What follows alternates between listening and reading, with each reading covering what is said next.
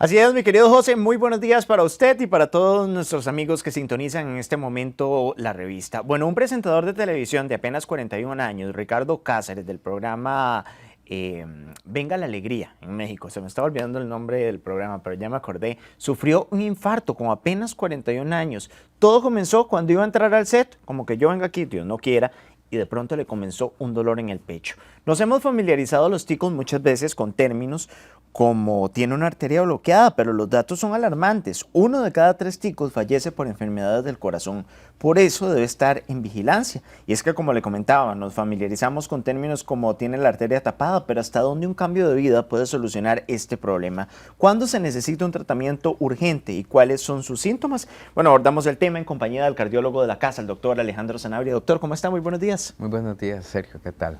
Doctor, en el caso del presentador mexicano, Ricardo Cáceres, estamos hablando de una persona de 41 años y todo se percata por un dolor en el pecho. ¿Hasta dónde se puede determinar? El dolor en el pecho es el síntoma definitivamente más frecuente. Más del 90% de las personas que van a tener un problema del corazón o un problema cardíaco inician con un síntoma de disconfort a nivel torácico. Entonces sí, definitivamente es el signo que más nos debe alarmar ante la posibilidad de tener un infarto. Estamos hablando de una persona de 41 años, joven. ¿Hasta dónde la edad ya no es un factor determinante en las enfermedades del corazón? Bueno, ese es un punto que es muy importante de mencionar. Si vos lees algunas escalas de riesgo que predicen cuál es el riesgo de que una persona vaya a tener un infarto o no, la edad es una de ellas, mas no es la única. Se dice que el riesgo aumenta en el caso de los hombres después de los 50 años y en el caso de las mujeres después de los 60 años. Ahí hay como un repunte, digamos, en el riesgo de tener eventos cardiovasculares, pero no es el único. Si la persona, por ejemplo, es tabaquista, es fumadora, es hipertensa, es diabética o tiene problemas del colesterol, es probable que tenga un infarto. Te voy a mencionar, de hecho, un caso que vi la semana pasada de una persona igual de 40 años, que era deportista, que no fumaba, que tomaba poco, lo usual, ¿no? Pero no sabía que tenía niveles de colesterol sumamente elevados, más del doble de los rangos normales. Entonces esas son personas que aunque no tengan ningún factor de riesgo de los convencionales, van a poder llegar a tener problemas del corazón. Ahora que está hablando del colesterol, doctor, hay diferentes tipos. Está el HDL, el no HDL. ¿Qué pasa cuando el nivel de colesterol sale, por ejemplo, en 210? 200 es el límite de algunos laboratorios. 210, la gente dice, no es tanto, voy a hacer un poquito de ejercicio. ¿Hasta dónde eso puede ser un factor determinante para un infarto? Eso es importante que lo menciones, cada vez somos más educados en cuanto a la interpretación de nuestros laboratorios. Es importante que, como dijiste, que el colesterol tiene diferentes niveles. Está el colesterol total, que es el que usualmente anda entre 150 y 200 en condiciones normales. Está el colesterol HDL, que como bien lo mencionaste es el colesterol bueno, que lastimosamente en nuestro país por genética tendemos a tener niveles de colesterol HDL bajos, o sea, niveles bajos de colesterol bueno, ya por herencia, y se considera que un nivel por debajo de 40 miligramos por decilitro nos predispone al acúmulo de grasa en las arterias. Y luego está el más malo de todos, que es el LDL, el que conocemos como colesterol malo, que ese definitivamente debe estar entre 110 y 150 miligramos por decilitro si no padecemos de nada. Si ya hemos tenido un evento, debe ser más bajo todavía. Y por encima de 200 es donde se considera que las personas tienen hasta 3 veces más riesgo de llegar a tener problemas tempranos. Me interesa mucho el colesterol HDL porque lo dejamos de lado y es el que recubre las membranas del corazón, si no estoy mal. ¿Hasta dónde nos protege? ¿Cómo lo podemos subir? El HDL es una partícula muy peculiar, más que recubrir las membranas, es como el carrito de basura, ¿verdad?, de las arterias. El HDL lo que pasa es recogiendo los restos de colesterol que van a depositarse en las arterias para poder ser excretados en el hígado. Entonces, como quien dice, es un carrito de basura que si hay pocos, pues entonces favorece que más colesterol se acumule en las arterias. Ahora, doctor, ¿qué síntomas arroja nuestro cuerpo de que tenemos una arteria bloqueada? El síntoma peculiar, como vos lo mencionaste, es dolor en el pecho. El problema con el depósito de grasa en las arterias, como ya lo hemos mencionado en otras ocasiones, es que se deposita debajo del endotelio y va, como quien dice, generando un acúmulo que va obstruyendo la luz del vaso. Tenemos que imaginarnos por arterias que son como tubos, que se van tapando. Entonces, cuando esa obstrucción supera el 80%, entonces la persona va a tener síntomas que se van a caracterizar, en el caso del corazón, por dolor de pecho o falta de aire cuando hacen alguna actividad física. Eso puede suceder en otras arterias, como por ejemplo las piernas. Entonces es usual que cuando eso sucede, por ejemplo en las piernas, la persona tenga lo que llamamos claudicación intermitente, que es que camina y las piernas se le adormecen. O en el cerebro genera síntomas como demencia o derrames cerebrales. Doctor, si es tan silencioso que puede llevar a una persona a ir al cardiólogo o ir al médico general, inclusive que es el que refiere al cardiólogo, pero cuesta mucho en medio de síntomas tan silenciosos o como le sucedió a este presentador mexicano. Sí, ahí lo que hay que tener en cuenta es la cultura de prevención. Es decir, no tenemos que esperarnos a tener síntomas para acudir a una revisión.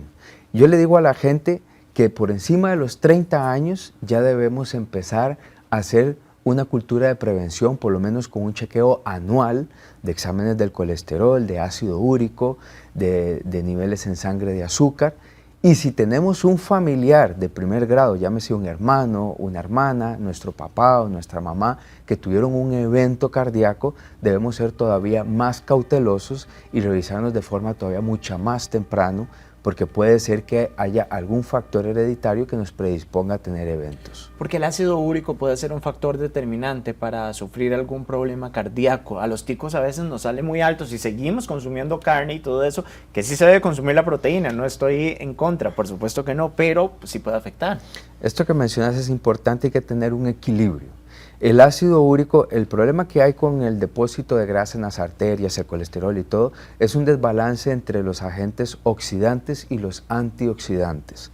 Lo mismo que se habla del envejecimiento y esto. El ácido úrico es una de las moléculas que favorece a la oxidación y como tal también favorece el depósito de grasa en las arterias. Entonces, aunque no participa directamente en que el colesterol se deposite, sí favorece la oxidación y favorece el envejecimiento. Entonces niveles altos de ácido úrico nos predisponen a que se deposite más rápido esto en las arterias. Con respecto a lo que mencionas de las carnes, es importante que las carnes rojas son las que más ácido úrico elevan. No es evitarlo, como decís, pero sí definitivamente es disminuir la cantidad de carnes rojas que consumimos y consumir principalmente carnes blancas. También la cerveza, en cuanto a licores, es algo que eleva mucho el ácido úrico. Doctor, ¿cuál es la diferencia entre una arteria bloqueada y una arteria endurecida? Bonito concepto ese. La arteria bloqueada, como el nombre lo dice, es que hay una imposibilidad del flujo de la sangre, que como ya te lo mencioné, más de un 80% de obstrucción es lo que nos va a generar síntomas. La arteria endurecida es lo que nosotros llamamos aterosclerosis, que es diferente a la aterosclerosis, son dos cosas diferentes, y es depósito de calcio en las arterias. El calcio es como una carcasa, es algo duro, y lo que hace es que las arterias se van haciendo rígidas, y eso se ve principalmente en los adultos mayores o en personas con un estado inflamatorio crónico mal controlado, llámese por ejemplo artritis reumatoide, personas que padecen de síndrome de colon inflamatorio o CUSI, o sea, enfermedades inflamatorias crónicas hacen que haya depósito de calcio en las arterias y se vuelvan rígidas. ¿Y qué hacemos en ese caso? ¿Cómo se trata? Porque estamos acostumbrados a la parte de la grasa, pero no estamos acostumbrados a que nos digan que hay calcio en nuestras arterias. Ahí es un poco complejo, ¿verdad? Porque la placa de aterosclerosis, que es el depósito de grasa, puede tener una combinación entre grasa y calcio. De hecho, usualmente hay depósito de las dos cosas. De hecho, el calcio se da después de que un proceso inflamatorio, por ejemplo, se resuelve. Es, por ejemplo, usual escuchar que tenemos nódulos de calcio en los pulmones, por ejemplo. Mucho más frecuente en adultos mayores con los antecedentes de tuberculosis o infecciones pulmonares. Claro. Lo mismo sucede en las arterias. Entonces, ciertos fármacos ayudan a disminuir un poco la inflamación, más el calcio ya no se puede quitar de las arterias, pero si llegase a obstruirse mucho, hay terapias, usualmente ya más invasivas, que ayudan a remover ese calcio de las arterias, pero solamente en casos donde hay obstrucciones severas. ¿Hasta dónde avanzan esos tratamientos en materia de la salud pública, doctor? Estamos acostumbrados también al privado, pero en la caja, por ejemplo.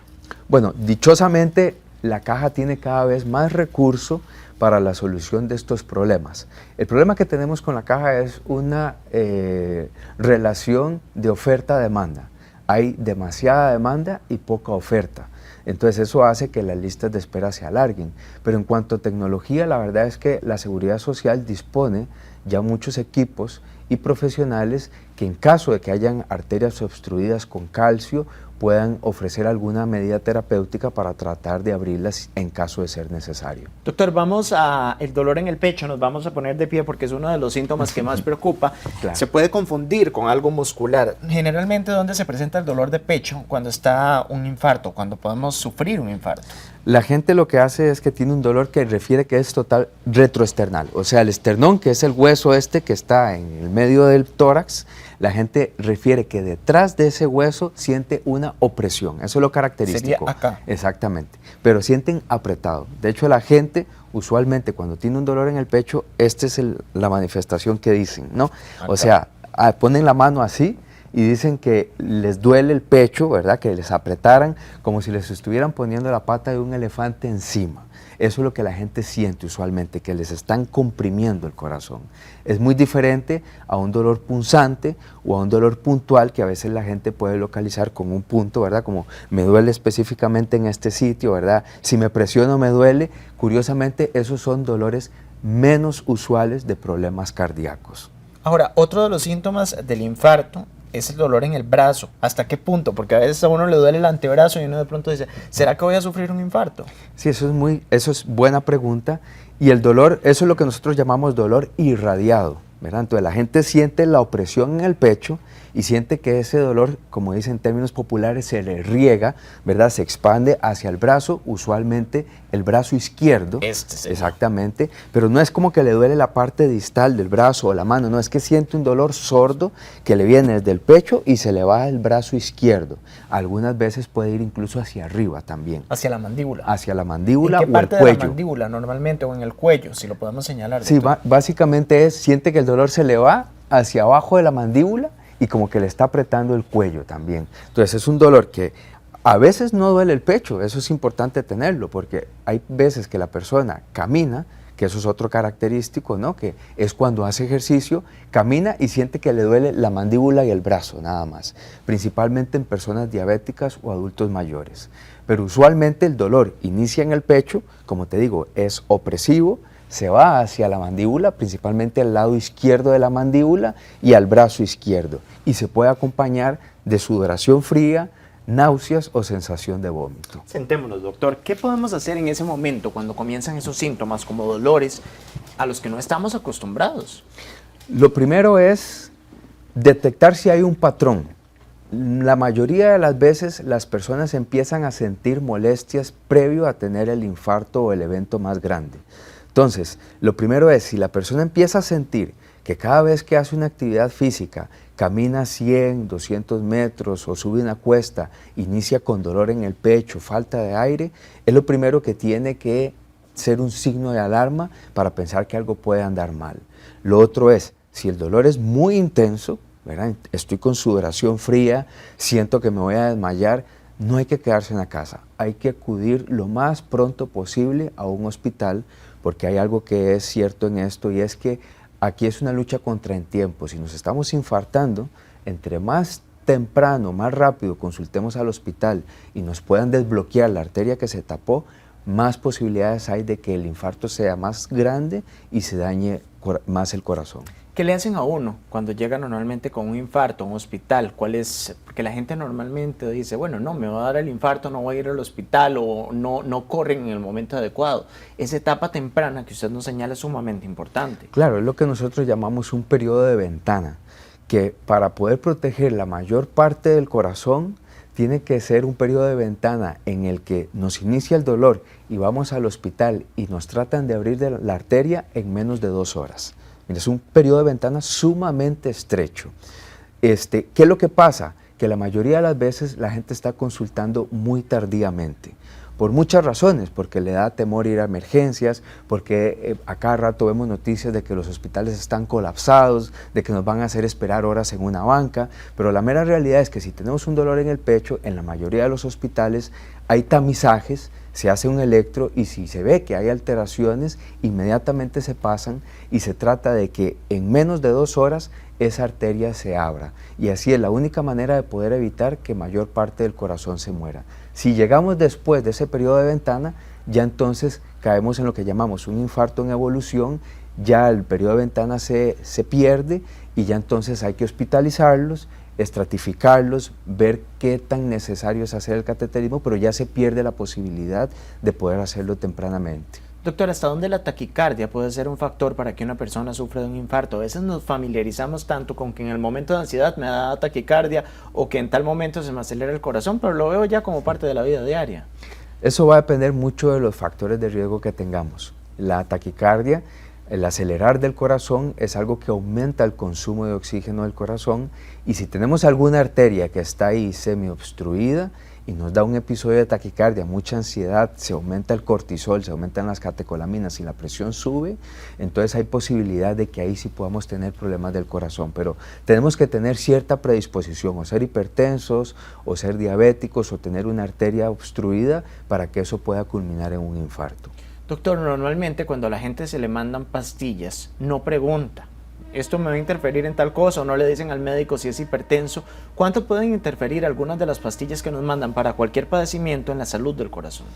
Bueno, eso es usual. Los ticos por cultura no nos aprendemos los medicamentos o no sabemos bien lo que estamos tomando y casi que pedimos a alguien en la casa que nos las eche todas en una tacita y nos las tomamos todas sin saber ni lo que estamos tomando.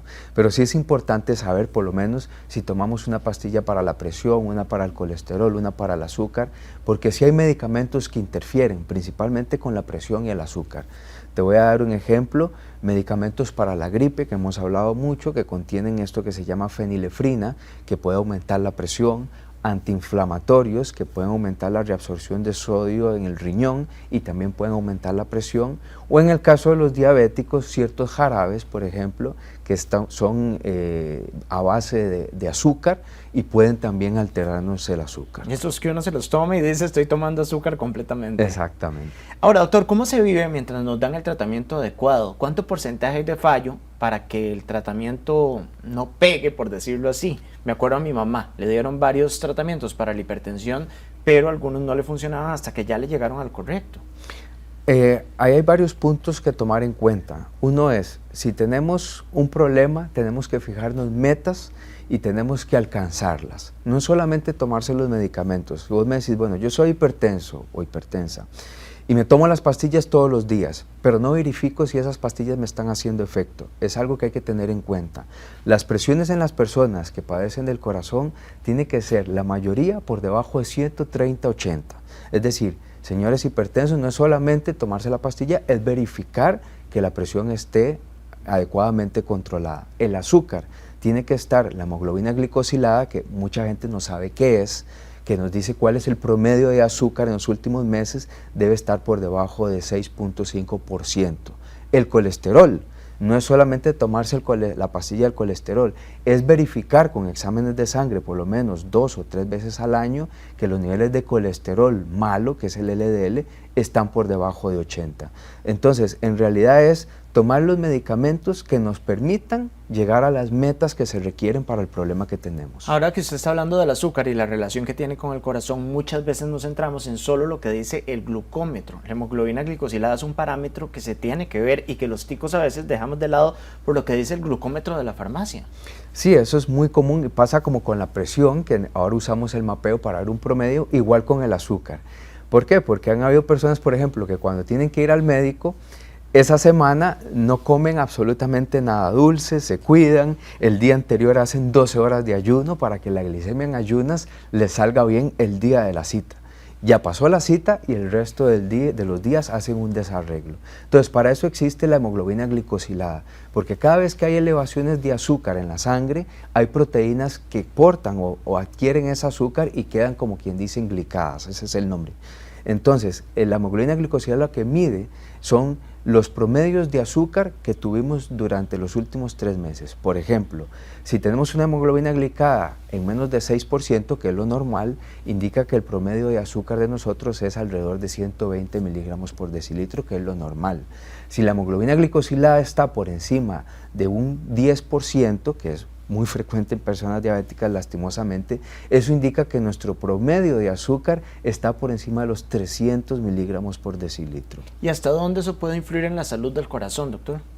Muchísimo, porque precisamente los excesos de azúcar en la sangre no solamente dañan los riñones, sino que también favorecen a que se liberen más partículas oxidantes, favorece, porque el azúcar también se convierte en grasa, ¿verdad? Entonces también aumentan los niveles de grasa, los niveles de colesterol y favorece que entonces el colesterol se deposite en las arterias y al final de cuentas es todo un círculo vicioso, ¿no? Aumenta el azúcar, aumenta el colesterol y aumenta el depósito de grasa en las arterias. Ahora, muchas veces caemos que cuando vemos el colesterol, el médico ya indicó el tratamiento, cuando vemos el azúcar alto, médico indicó el tratamiento, pero decimos, le voy a echar una ayudita, voy a ir a la macrobiótica a comprarme algo más.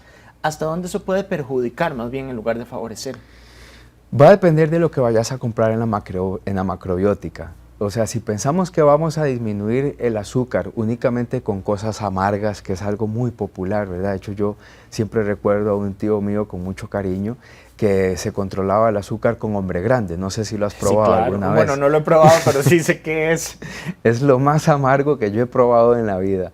Y entonces tenía como esa analogía, ¿verdad? De que si tomaba Hombre Grande, como era tan amargo, eso iba a neutralizar los niveles de azúcar. Entonces, vamos a tener que tener cuidado con lo que tomamos. Por ejemplo, cosas que venden en las macrobióticas que sí nos pueden funcionar son los omega 3, por ejemplo, que a veces venden cápsulas de omega 3, eso sí podría funcionar, mas no para el control del azúcar, pero sí nos podría ayudar para el control de los triglicéridos y el control del colesterol, eso sí, siempre sumado a los medicamentos que los médicos prescribimos. ¿Cómo se maneja la ansiedad en una familia y también en el propio paciente con enfermedades del corazón? Porque de pronto le dicen, si usted está hipertenso y un dolorcito en el pecho, que puede ser muscular o una osteocondritis, y de pronto dicen, ya me va a dar el infarto y se arma en la casa toda la alarma. Sí, es muy frecuente que una persona, después de que tuvo un evento, queden todos sensibilizados, desde la familia hasta el mismo paciente, a que cualquier molestia que tengan van a alarmarse demasiado. Hay que tener en cuenta bien los signos de alarma, como te mencionaba, los tipos de dolor. Usualmente la persona que ya tuvo un dolor en el pecho sabe cómo es ese dolor, tiene que aprender a reconocer si el dolor es el mismo que tuvo al inicio o no lo es, para poder incluso tranquilizarse un poco, ¿no? Y saber que si es el mismo, inmediatamente irse para el hospital. Tratar de hacer un tiempo y tratar de hacer medidas que le ayuden a controlar un poco las emociones, ¿no? Ya se han hablado en otras ocasiones, el hacer meditación, el hacer actividad física, el hacer yoga, son cosas que ayudan a controlar las emociones y que a personas que ya han padecido del corazón les ayudaría bastante. Doctor Alejandro Sanabria, le agradezco muchísimo estar con nosotros. Si usted quiere contactar al doctor, los números aparecen en este momento en pantalla. Creo que ahí están. Si uno tiene los números de la rifa para un infarto, lo mejor es revisarse y lo mejor también prevenir y saber identificar los síntomas como lo hicimos, doctor. Así es. Nosotros continuamos con más. Mi querida Paula Brenes, adelante.